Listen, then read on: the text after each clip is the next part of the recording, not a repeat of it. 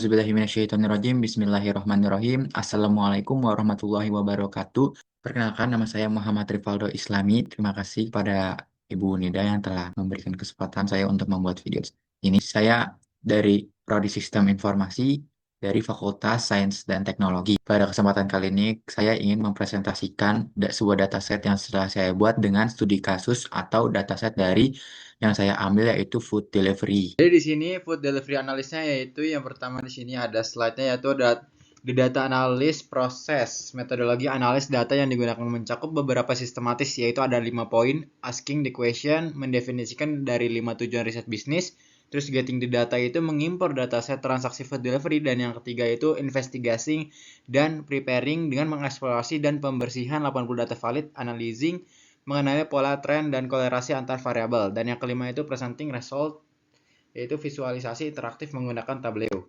Nah, di sini business dari understanding-nya itu menganalisis pola transaksi, tren pendapatan, dan efisiensi pengiriman pada layanan fast delivery. Tujuannya yaitu mengidentifikasi peluang peningkatan pendapatan order value dan memberikan rekomendasi perbaikan kualitas operasional.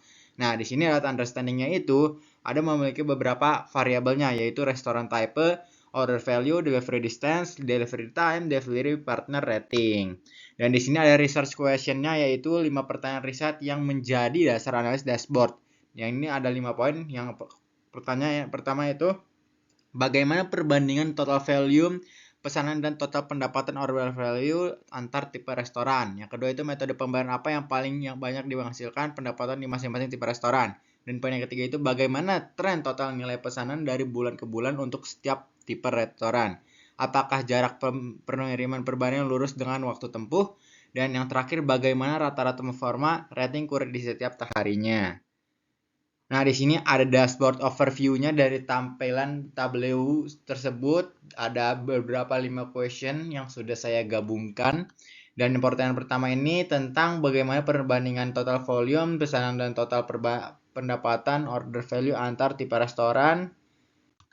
Dan yang kedua itu performa metode pembayaran yaitu transaksi sukses delivery didominasi oleh metode non kartu kredit. Dan insight bisnisnya itu metode pembayaran digital, wallet, e-wallet, dan cash adalah penyumbang pendapatan terbesar. Rekomendasi lakukan kolaborasi promo seperti diskon ongkir dengan penyedia digital wallet untuk mendorong lebih banyak transaksi cashless. Dan visual seperti ini.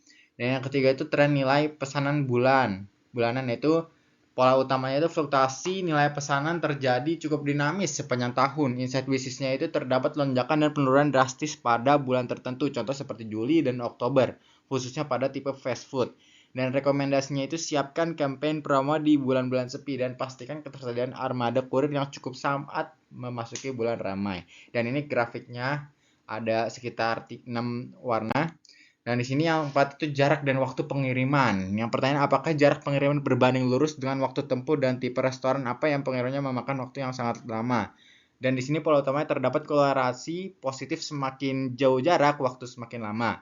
Dan insight bisnisnya itu ditemukan titik ekstrem, outliers, di mana jarak pengiriman sangat dekat namun memakan waktu sangat lama, atau mayoritas berstatus delay pada restoran tipe tersebut.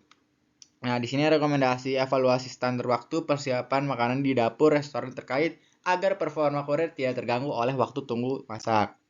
Dan di sini untuk pertanyaan dan bagaimana rata-rata performa rating kurir atau delivery partner rating di setiap harinya untuk masing-masing tipe restoran. Dan di sini ada beberapa grafiknya, ada 6 tipe, yaitu rating kurir berfluktuasi berdasarkan hari dan tipe restoran. Dan insight bisnisnya itu rating terendah warna gelap cenderung terpusat pada akhir pekan, Sabtu dan Minggu, mengindikasikan beban kerja kurir yang tinggi atau kemacetan.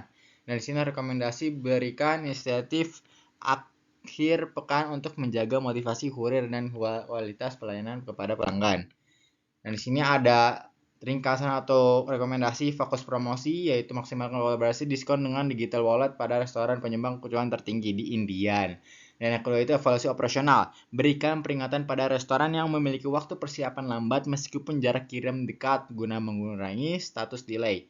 Yang terakhir itu kesejahteraan kurir. Terapkan bonus insentif di akhir pekan atau weekend untuk memperbaiki rata-rata delivery partner rating yang menurun. Nah, di sini juga ada total dataset yang saya udah olah sendiri, yaitu ada 80 data. Kalau kita lihat di sini ada beberapa data, 80 data kurang lebih. Dan di sini variabel pentingnya yaitu kita bedah order value, delivery distance, dan delivery time sampai partner rating. Ini juga saya sudah memberikan beberapa pertanyaan, yaitu kurang lebih sekitar 5 pertanyaan yang sudah saya buat dan juga dashboardnya. Jadi pertama itu bagaimana perbandingan total volume pesanan dan total pendapatan order value antar tipe restoran. Jadi saya mengambil dari sini yaitu order value, restaurant type, dan order value count. Nah, di sini ada beberapa dari fast food, Indian, cafe, Italian, Chinese, bakery.